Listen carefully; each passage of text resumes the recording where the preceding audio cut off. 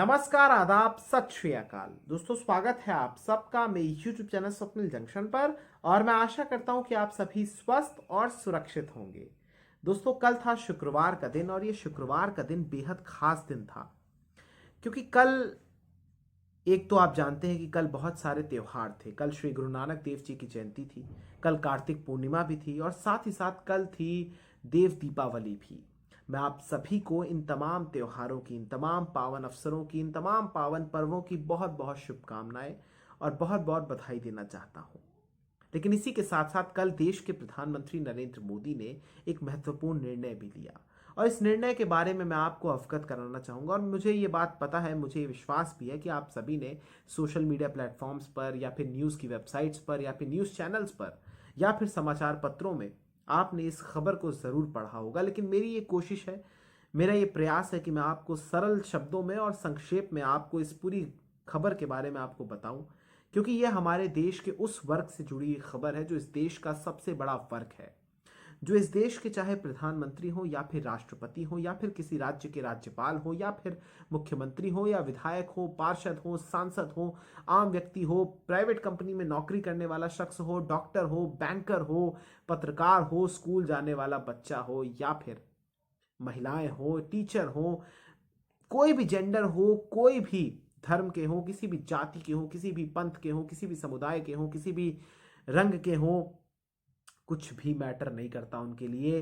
वो हर एक व्यक्ति के लिए, हर एक शख्स के लिए, हर एक जीवित प्राणी के लिए वो भोजन को पैदा करते हैं, अपने खून पसीने एक प्रकार से पूरी मेहनत करते हैं वो। और किसानों को लेकर जो मेरे मन में इज्जत है एक दो लोगों के लिए, और ये हमारे भारत की एक परंपरा रही है कि हम चाहे कृषक हो यानी किसान हो या फिर इस देश के जवान हो, सैनिक हो, उनको लेकर हमारे दिलों में, हमारे हृदय में जो स्थान है उनका, वो सर्वोच्च है, शीर्ष है। लेकिन इस देश में पिछले 14 महीनों में, या मोटा माटी अगर मैं कहूं तो पिछले करीब एक साल में, हमने जो कुछ देखा कि किसानों के साथ जिस प्रकार से दुर्व्यवहार किया गया। देखिए, मैं इस बात को अपनी तमाम वीडियोस में भी कहता आया हूं कि जब यह आंदोलन शुरू हुआ तो इसमें कुछ ऐसे अराजक तत्व आए थे जिन्होंने भारत विरोधी अपने सोच को एक प्रकार से आप कह सकते हैं कि इस किसान आंदोलन के कांधे पर रख कर उसे रखा और बंदूक चलाई। लेकिन इसका अर्थ यह नहीं है कि अगर सरकार के किसी कानून या फिर सरकार की किसी नीतियों के खिलाफ कोई एक तबका या कोई एक वर्ग अगर विरोध कर रहा है तो सरकार का वो द्रोही हो गया या फिर वो देश का द्रोही हो गया। ये बेवकूफाना और ये अलोकतांत्रिक बात है। प्रजातंत्र में विरोध करना, प्रजातंत्र में आंदोलन करने का स्थान सबसे महत्वपूर्ण माना जाता है। और अगर कोई आपका विरोध कर रहा है, आपकी पॉलिसीज का विरोध कर रहा है, तो इसका अर्थ यह नहीं है कि वो देशद्रोही है। लेकिन कहीं ना कहीं लगातार किसानों को देशद्रोही कहा गया, राष्ट्र विरोधी कहा गया, खालिस्तानी कहा गया, पाकिस्तानी कहा गया, चोर, डकैत, टुकड़े टुकड़े गैंग, बहुत सारे सिनोनिम्स के साथ उनको जोड़ा गया, ऐसे ऐसे पर्यायवाची उनको दिए गए। ये वही किसान है, ये वही किसानों के आप कह सकते हैं प्रतीक हैं या प्रतिनिधित्व कर रहे हैं, जो इस देश के प्रत्येक नागरिक का पेट भरते हैं। याद कीजिए कि जब पिछले साल या इस साल भी जब 2 महीने के करीब जब लॉकडाउन लगा था, और पिछले साल तो एक लंबे वक्त के लिए जब लॉकडाउन लगा था, तो हर बंदा, हर शख्स, हर व्यक्ति, चाहे अमीर हो, चाहे गरीब हो, चाहे मध्यम वर्गीय हो, अगर वो किसान नहीं है तो फिर वो अपने घरों में था।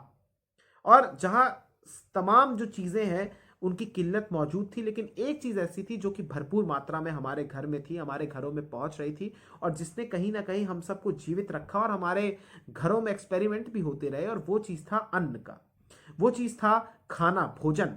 जो हमारे किसान, जो हमारे करोड़ों किसान, आदरणीय किसान, उस लॉकडाउन के समय में भी, उस कोरोना महामारी के आगमन के समय में भी खेतों में काम कर रहे थे ताकि ये देश भूखा ना रह सके। क्योंकि ये देश, आपने जब तमाम गतिविधियों को बंद कर दिया, आपने जब तमाम लोगों को इस भय के कारण आपने उनको घरों में कैद कर दिया, तो फिर सिर्फ एक ही रास्ता बचता था कि हम उनको एटलीस्ट जो सबसे बेसिक डिमांड है वो तो कम से कम उनकी पूरी करते रहे। और वो भोजन की डिमांड थी, तो वो हमारे किसानों ने पैदा किया। और किसानों को उसके बदले में क्या मिला? गालियां मिली, उन पर अनलगल आरोप लगे। देखिए, किसानों ने बहुत ज्यादा आहुति वैसे भी दी है, लेकिन इस आंदोलन के बाद तो किसानों का दर्जा, किसानों का स्थान मेरे जीवन में या हमारे देश के करोड़ों लोगों के जीवन में बहुत ज्यादा ऊपर हो गया है। और इस आंदोलन के बाद देखिए, ये आंदोलन अभी समाप्त हुआ है या नहीं, इसका संपूर्ण समाधान हुआ है नहीं, इसका उत्तर भविष्य के गर्भ में छिपा हुआ है।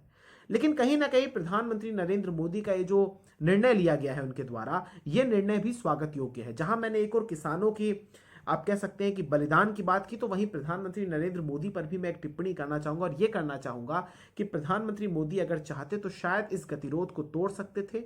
शायद ये जो आप कह सकते हैं कि ये जो घमासान जो सड़क से संसद तक मचा हुआ था, जो 700 से ज्यादा किसानों की मृत्यु हो गई, वो शायद नहीं हो सकती थी।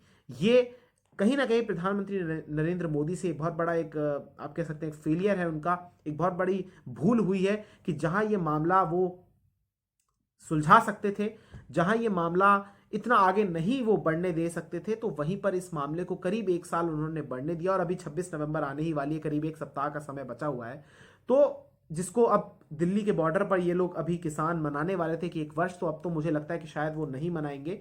लेकिन एज यूजुअल हमें पता नहीं है, लेकिन फिर भी जब ये जो टिप्पणी हुई है ये बेहद जरूरी है। और कल प्रकाश पर्व था, तो कल उसके मौके पर प्रधानमंत्री नरेंद्र मोदी ने दरअसल ये टिप्पणी की है। तो अब देखना यही है कि दरअसल ये सड़क से लेकर जो ये समाधान, ये जो घमासान मचा हुआ था, क्या इसका समाधान निकलेगा या नहीं। लेकिन आपको मैं टिप्पणी बताना चाहूंगा, टिप्पणी बहुत बड़ी है, ये खबर बहुत बड़ी है। इनफैक्ट ये खबर ये है कि दरअसल कृषि कानून, जो कि विवादित तीनों कृषि कानून थे, उनको केंद्र सरकार ने वापस ले लिया है। स्वयं प्रधानमंत्री नरेंद्र मोदी ने कल सुबह 9 बजे आकर उन्होंने राष्ट्र के नाम संबोधन किया और उसमें उन्होंने जो बातें कही उसको मैं आपको संक्षेप में बताना चाहूंगा। उन्होंने कहा कि दरअसल मैं राष्ट्र से यानी देश से माफी मांगना चाहता हूं, क्षमा मांगना चाहता हूं। लेकिन क्षमा उन्होंने उन परिवारों से नहीं मांगी जिनके परिवार उजड़ गए, किसान जिनके घर के शहीद हो गए, चाहे वो बुजुर्ग हो या फिर उनके घर में कमाने वाले एकमात्र किसान हो, उनसे उन्होंने माफी नहीं मांगी। बल्कि उन्होंने माफी मांगी इस बात पर कि वो चंद किसानों को समझा नहीं सके, वो जो दिए के समान प्रकाशित जो सत्य है उसकी रोशनी से उन किसानों को उजागर नहीं कर सके। ये उनके बयानों का तात्पर्य था। लेकिन बहरहाल उन्होंने ये बातें कही हैं और उन्होंने साथ ही साथ ये भी कहा कि दरअसल वो एक कमेटी का गठन करेंगे जिसमें कुछ विशेष मुद्दों को लेकर या कुछ ऐसे विषय जिसमें जीरो बजट खेती हो या फिर एमएसपी को और भी ज्यादा प्रभावी बनाने के लिए क्या निर्णय लिए जाएं, क्या कदम उठाए जाए, तो उसको लेकर एक कमेटी का भी गठन करेंगे। तो ये प्रमुख तौर पर उन्होंने निर्णय लिए हैं। उन्होंने साथ ही साथ ये भी कहा कि आगामी जो शीतकालीन सत्र शुरू होने वाला है संसद का, जो कि कुछ ही दिनों की दूरी पर है, तो वहां पर दरअसल अब पूरी संवैधानिक प्रक्रिया के साथ इन कानूनों को वापस लिया जाएगा। निरस्त करने की जो पूरी प्रक्रिया है, जिसके तहत मैं आपको बताना चाहूंगा कि जिस प्रकार से, जो आपके मन में सवाल होगा कि आखिर इनको कैसे निरस्त किया जाएगा, क्योंकि आपको अक्सर बहुत सारे लोगों को ये बात पता होगी कि किस प्रकार से कानूनों को लाया जाता है, लेकिन सेम वैसी ही प्रक्रिया है कि उनको निरस्त भी कैसे किया जाए। तो सबसे पहले जो बिल है इसको लेकर आया जाएगा, और फिर इसके बाद जो इनके, अब चूंकि ये तो कानून बन चुका है तो इसको लेकर आया जाएगा। फिर इसके बाद जो संबंधित विभाग के मंत्री हैं वो जो तमाम जो सांसदगण हैं वहां पर उनको इंट्रोड्यूस कराएंगे, उनको परिचित कराएंगे इन तमाम इस पूरे बिल से, इस पूरे कानून से। फिर इसके बाद वहां पर वोटिंग होगी, फिर दूसरे सदन में ये जाया जाएगा, वहां पर भी सेम प्रक्रिया फॉलो की जाएगी और फिर उसके कुछ दिनों के बाद ये राष्ट्रपति के पास जाएगा और वहां पर महामहिम राष्ट्रपति अपने हस्ताक्षर करके इस पूरे कानून को निरस्त कर देंगे। उसके बाद से ये कानून निरस्त हो जाएंगे तीनों, जिनको काले कानून कहा गया, जिनको विवादित कानून कहा गया। तो फार्म लॉज जो ये मोदी सरकार रिफॉर्म्स के नाम पर लाई थी, एग्रीकल्चर के रिफॉर्म्स के नाम पर, उनको अब निरस्त करने की प्रक्रिया हो चुकी है। मौखिक तौर पर प्रधानमंत्री ने कल घोषणा कर दी, अब संवैधानिक तौर पर जल्द ही आपको ये पूरी की पूरी प्रक्रिया आपको दिखेगी। तो 5 जून 2020 को जो आप कह सकते हैं कि राजपत्र में ये शामिल हुआ था अध्यादेश के तौर पर या प्रस्ताविका के तौर पर, दरअसल ये इसको लाया गया था, प्रकाशित किया गया था, प्रख्यापित किया गया था। अब वो 19 तारीख को, यानी कल प्रधानमंत्री की घोषणा के बाद उसको अब आप ये मानकर चलिए कि अब वो रद्द ऑलमोस्ट हो चुका है। बस उसकी संवैधानिक प्रक्रिया बची हुई है, जो फॉर्मेलिटीज आप कह सकते हैं या जो एक कॉन्स्टिट्यूशनल जो चीजें होती हैं पूरे फ्रेमवर्क के तहत माफ कीजिएगा, उसको निरस्त किया जाएगा। तो ये तो बात हो गई कुछ जरूरी, लेकिन अब मैं आपको कुछ और बातें बताना चाहूंगा दोस्तों। लेकिन उससे पहले आपको मैं बताना चाहूंगा कि ये कानून क्या थे। संक्षेप में आपको बताता हूं। देखिए, पहला कानून था आवश्यक वस्तु संशोधन कानून 2020, जिसके तहत अनाज, दलहन, तिलहन, खाद्य तेल, प्याज, आलू को आवश्यक वस्तुओं की सूची से हटाने का प्रावधान किया गया था। जो दूसरा आप कह सकते हैं कि एक प्रकार से, और ये मैं आपको बताना चाहूंगा कि जो ये पहला कानून था, इसमें जो वर्ष 1955 के एक कानून आया था उसमें ये संशोधन किया गया था और आवश्यक वस्तुओं की जो जमाखोरी के लिए उनके उत्पादन, आपूर्ति और कीमतों को नियंत्रित करना एक प्रकार से इसमें शामिल था। तो ये पहला कानून, इसको रद्द कर दिया गया है। दूसरा है कृषि उत्पादन व्यापार और वाणिज्य यानी संवर्धन और सुविधा कानून 2020।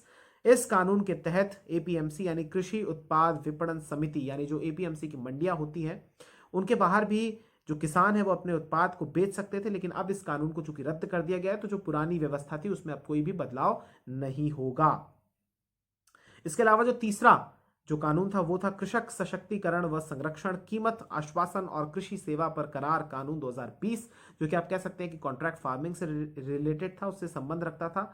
और इस कानून का मुख्य उद्देश्य यही था कि किसानों को उनकी फसल की निश्चित कीमत मिल जाए। तो अब ये कानून भी अब लागू नहीं होगा। तो ये तीन प्रमुख तौर पर कानून थे। किसानों का पक्ष यही था, सरकार का पक्ष तो मैंने आपको बता ही दिया इन कानूनों के माध्यम से, लेकिन सरकार का मेन पक्ष यही था कि किसानों की आय बढ़ जाए, किसानों की रिफॉर्म्स हो जाए उनकी जिंदगी में, और जो आड़ती जो बिचौलिए हैं वो समाप्त हो जाए और किसान सीधे तौर पर अपने जो फसल की उत्पादन जो करता है उसको लागत मिल जाए और कॉन्ट्रैक्ट करे वो किसी बड़े उद्योगपति से या किसी बड़े इंडस्ट्रियलिस्ट से, और फिर उसकी फसल के उसको सीधे दाम मिल जाए। लेकिन किसानों का जो पक्ष था वो इस प्रकार से था कि उनका कहना था कि दरअसल कृषि क्षेत्र इन तमाम कानूनों के लागू होने के बाद सीधे तौर पर जो पूंजीपति हैं या फिर जो सीधे तौर पर जो अमीर लोग हैं उनके हाथों में चले जाएंगे। उनका कहना था कि जमाखोरी होने लगेगी, उनका कहना था कि उनकी जमीन भी हड़प ली जाएगी। तो इन तमाम चीजों के बीच, और इसके अलावा जो एक और उनकी डिमांड थी, जो एक और उनकी जो मांग थी वो ये थी कि दरअसल इन आशंकाओं के बाद उनकी जो मांग थी वो ये थी कि एमएसपी यानी न्यूनतम समर्थन मूल्य पर उनको लीगल गारंटी मिले, यानी एमएसपी पर कानून बन जाए।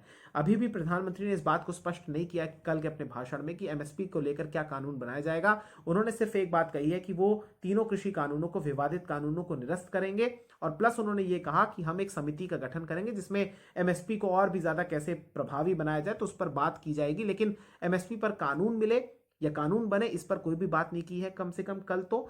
और प्लस मैं आपको ये भी बताना चाहूंगा कि जहां एक और प्रधानमंत्री की तरफ से बात कही गई है, तो वहीं किसान नेता राकेश टिकैत की तरफ से ये बात स्पष्ट कर दी गई है, और अन्य जो योगेंद्र यादव है या फिर दर्शन पाल सिंह है, ये जो तमाम किसान नेता है संयुक्त किसान मोर्चा के भी, तो उनका ये बात स्पष्ट तौर पर कहना है कि दरअसल आपने ठीक किया कि आपने तीनों कृषि कानूनों को वापस ले लिया, लेकिन हमें प्रॉपर संसद में जिस प्रकार से जब ये सत्र शुरू होगा तो हमें वहां से एक रिटर्न डॉक्यूमेंट चाहिए, तब हमें ये विश्वास होगा। यानी अब ये बात सीधे तौर पर भरोसे पर आ गई है, और जब वो दिन आएगा तो उसके बाद सबको स्पष्ट हो जाएगा कि कम से कम ये तीन कृषि कानून तो वापस ले लिए गए। क्योंकि टेलीविजन पर आकर प्रधानमंत्री ने कहा तो वो राष्ट्र से तो झूठ नहीं बोलेंगे, अब उन्होंने कह दिया तो कह दिया, तो अब ये रद्द हो चुका है। लेकिन उनकी एक जो मांग प्रमुख यही है कि वो कहना चाहते हैं कि ये आंदोलन तभी वो खत्म करेंगे जब, ये राकेश टिकैत ने कहा है कि जब एमएसपी पर उनको लीगल गारंटी मिल जाएगी, जब एमएसपी पर उनको कानून मिल जाएगा। क्योंकि उनका कहना है कि एमएसपी का जो दाम सेट किया जाता है उससे कम पे, यानी औने पौने दाम पर ही किसान अपनी फसलों को बेचने पर मजबूर हो जाता है, तो इस पर उनको कानून चाहिए। इसके अलावा जो मुकदमे हैं वो भी वापस लिए जाएं, और प्लस जो बिजली और पराली को लेकर जो कानून है वो भी, हालांकि छठे दौर की बैठक जब हुई थी सरकार और किसानों के बीच, तो उसमें इन्हीं दो को लेकर सहमति बन गई थी, लेकिन अभी उनको एक, आप कह सकते हैं, आश्वासन या रिटन डॉक्यूमेंट उनको चाहिए।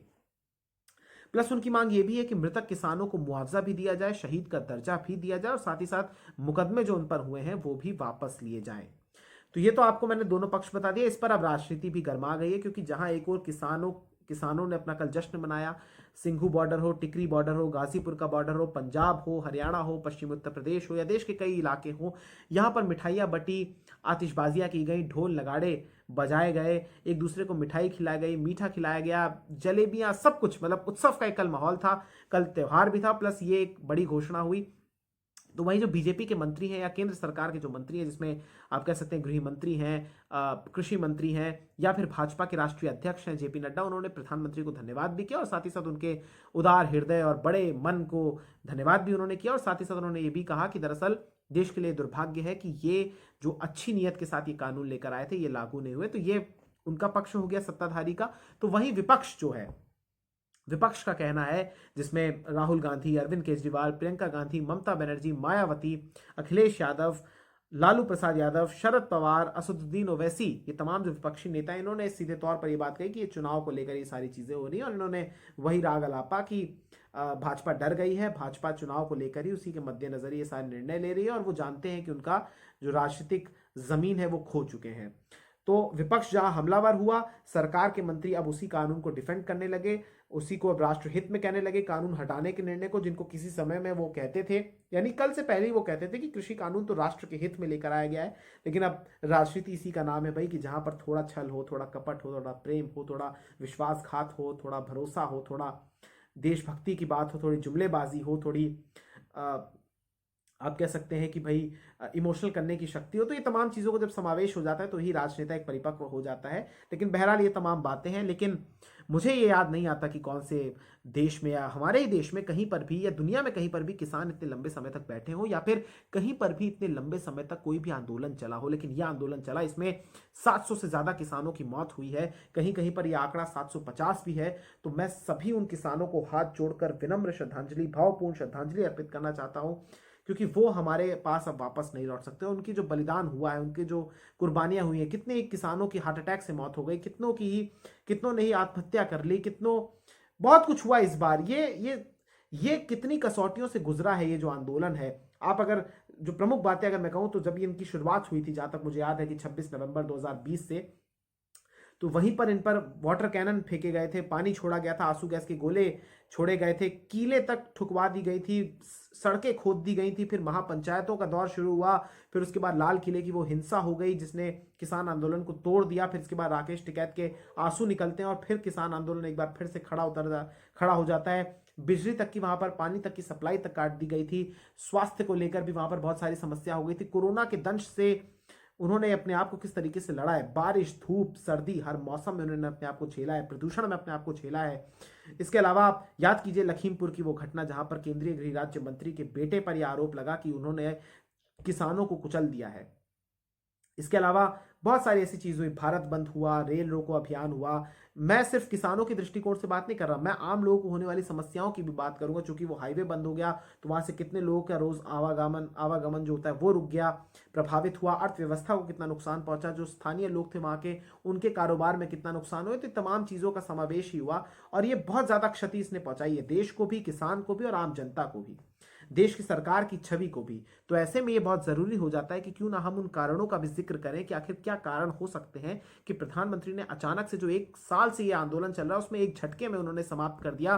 कहीं ना कहीं प्रधानमंत्री अगर चाहते तो पहले भी इस पूरे के पूरे आंदोलन को समाप्त कर सकते थे, इन कानूनों को निरस्त कर सकते थे, लेकिन उन्होंने नहीं किया। लेकिन अचानक से कल क्यों किया, इसका मैं आपको कारण बताता हूं आपको, लेकिन थोड़ा सा इतिहास में लेकर जाना चाहूंगा। याद कीजिए कुछ दिन पहले जब दीपावली का त्योहार था, छोटी दीपावली का, तो उसमें आप याद कीजिए कि वहां पर दरअसल पेट्रोल और डीजल के दामों में कमी की गई थी, आपको याद होगा।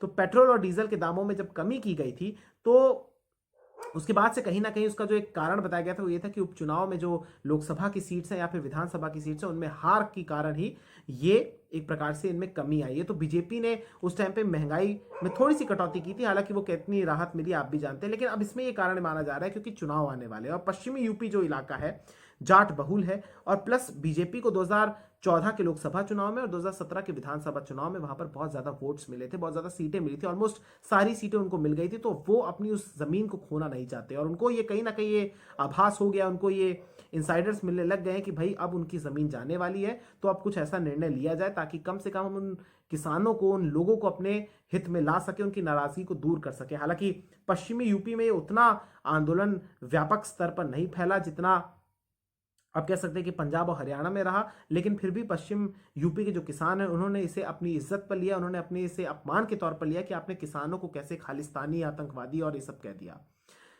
एक कारण और है, वो ये है दरअसल कि जो लखीमपुर की घटना हुई, लखीमपुर की घटना कहीं ना कहीं सरकार की छवि को बिल्कुल आप कह सकते हैं कि जो दाग पहुंचाया है, क्योंकि वहां पर केंद्रीय गृह राज्य मंत्री अगर इन्वॉल्व हो रहे हैं, उनका बेटा अगर इन्वॉल्व हो रहा है और अभी भी जांच चल रही है, तो फिर क्या माना जाए इसको। और वहां पर जो स्थानीय लोग हैं उनका कहना है कि सीधे तौर पर जो उनका बेटा था, उन्होंने आशीष मिश्र, उसने कुचला है लोगों, किसानों को, तो फिर ये बहुत बड़ा एक दाग पहुंचा है। इसके अलावा कैप्टन अमरिंदर सिंह भी एक बहुत बड़ा फैक्टर मुझे लगता है पंजाब में। हालांकि बीजेपी के पास पंजाब में खोने या पाने के लिए कुछ है नहीं, लेकिन कैप्टन अमरिंदर सिंह लगातार ये बात कहते आए हैं कि वो बीजेपी के साथ गठबंधन कर सकते हैं चुनाव के मद्देनजर। तो कैप्टन अमरिंदर सिंह का लेकिन एक ये भी स्टैंड था कि भाई वो चाहते हैं कि किसान आंदोलन या किसान जो ये कृषि कानून है इनको वापस ले लिया जाए, ये खत्म किया जाए, ताकि फिर वो चीजें और भी सरल हो सके दोनों पार्टियों के बीच। तो ये भी एक फैक्टर रहा। प्लस पीएम की छवि को बहुत ज्यादा इसमें नुकसान पहुंचा है। आप सभी जानते हैं कि पीएम इस देश में प्रधानमंत्री नरेंद्र मोदी की। आप भूल जाइए कि बीजेपी के या संघ के अन्य लीडर्स की क्या छवि है इस देश के भीतर, लेकिन पीएम मोदी की जो छवि है इस देश के भीतर, वो एक लार्जर देन लाइफ ये लोग प्रोजेक्ट करते हैं, चाहे विज्ञापन के जरिए हो, चाहे एड्स के या कुछ भी और विदेशी यात्रा के जरिए हो। तो उस छवि को भी काफी ज्यादा नुकसान पहुंचा है।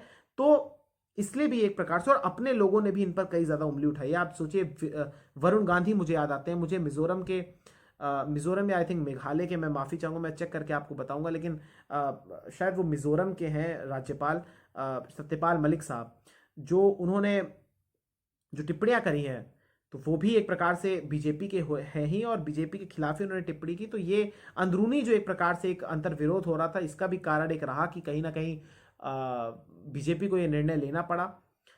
और बाकी महापंचायत का फैक्ट हो, या फिर यूपी चुनाव हो, या फिर इससे पहले पश्चिम बंगाल में जब चुनाव हुए थे, या उस समय भी जब राज्यों में चुनाव हुए थे 5 राज्यों में, तो वहां पर भी सीधे तौर पर भाजपा को कृषि आंदोलन के कारण, किसान आंदोलन के कारण नुकसान झेलना पड़ा था।